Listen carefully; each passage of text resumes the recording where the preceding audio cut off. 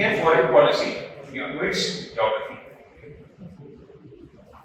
Now see, India's foreign policy is very much designed and discovered because of our geographical constraints. Okay? The first constraint we have in our geography is our unresolved border with China. This also we discussed in the first class. India's unresolved borders with China. This is something that we have retained from history, and it still constrains our foreign policy and main constraint in the Sino-India relation or Indo-China relation. The unresolved borders with China. Okay. Now I think I'll also show you the maps that we use. Is it visible? Is it visible? See, this is India. This is India where the cursor is. Now see India's geography. This is India. India has an unresolved border with China, and therefore that becomes the first constrainer in our foreign policy. Then India has Pakistan in its neighborhood. That becomes the second major challenge in our foreign policy because Pakistan is a major adversary. Then thirdly, India is located northeast, northwest to Southeast Asia. This entire region is called as Southeast Asia. Starting from Myanmar to Laos, Thailand, Vietnam, Brunei, Malaysia, Singapore, Indonesia, Philippines, East Timor. All of these countries are part of Southeast Asia and they are member states of what is called as ASEAN, Association of Southeast Asian Nations. Okay? Now, this region after the formation of ASEAN started growing economically at a very rapid rate.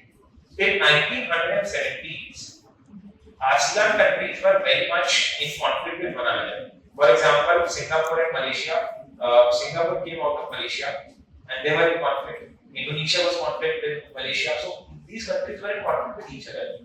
But with the establishment of ASEAN, these countries started cooperating at multiple levels. And these countries became economically very rich, started growing economically at a very rapid rate and became very vibrant. Even if you visit these places, you would see that the level of standard of living and the level of economic vibrancy in these states are very high compared to let's say India. India notices this, that in its Southeast Asian region, there is very high economic vibrancy. And therefore India, because of this geographical reason, that in its Southeast Asian context, there is a growing economic vibrancy, launches what is called as the Act East policy. Launches what is called as the Act East policy.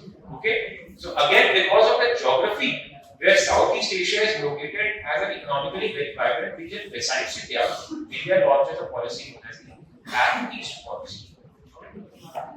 Okay? So I will repeat for you, India's Act East policy lies in development in Southeast Asia. Okay? South Asian dilemma. South Asian dilemma, strategic arc of instability and conflict. Now see this in the map. This is India.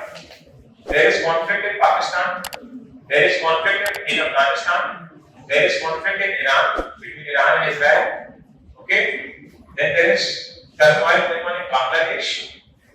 So the entire neighborhood of India is actually in turmoil. So India is said to be located within the arc of instability. Arc of instability. And this instability leads to what is called as increasing chaos in the South Asian region. Scholars of international relations call this as Asian supercomplex. Asian supercomplex. Okay? So first is India's unresolved border with China. India's Act East policy, South Asian dilemma. Then there is arc of communication, important sea lines of communications lost. This also we had discussed in the morning class that in the oceans, in the seas, where the trade channels are located, they are called as the sea lines of communication or the slocks. Sea line of communications. They are located in the Indian Ocean region. India is surrounded also by two adversarial neighbors, Pakistan and China, that makes India's outlook towards defense more land-based than naval-based. Now look at the map of India. I will draw it here. If you look at the map of India, there is Pakistan here and there is China here.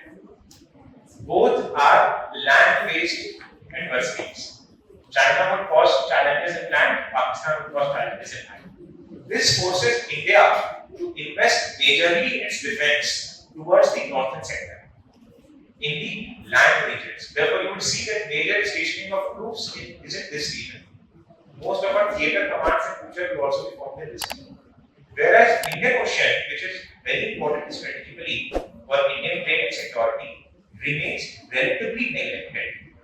Why? Because Pakistan and China, both India's adversaries, are located in India's north and they attract India's defense and military personnel towards the northern region. You will see whenever there is a standoff in China, all our border security agencies and military engage in this and have to border up to the top. The same is in Pakistan also. This prevents our naval development because of our own geography. Now, largest country in the Indian Ocean. India is the largest country in the Indian Ocean. In fact, Indian Ocean is the only country that is named after a country. Okay? Indian Ocean is the only country that is named after a country. India is the largest country in the Indian Ocean. It is a net security provider in the Indian Ocean. Net security provider is the key word. Net security provider in the Indian Ocean. With respect to Indian Ocean, our Prime Minister gave us the Sagar Doctrine. The Sagar Doctrine. What is the Sagar Doctrine? Sagar Doctrine espouses security and growth for all in the region. Sagar Doctrine espouses the security and growth for all in the region. There is a very famous statement by Brahmacharani right now. India wants Indian Ocean to be India's ocean. India wants Indian Ocean to be India's ocean. Indian Ocean to be India's ocean. This is Indian Ocean, but we want it to be India's ocean, which means India's own property. And that is why any events in Indian Ocean is of supreme importance to India. If China establishes a naval code in Indian Ocean, that is a cause of concern for India. India wants Indian Ocean to be India's ocean.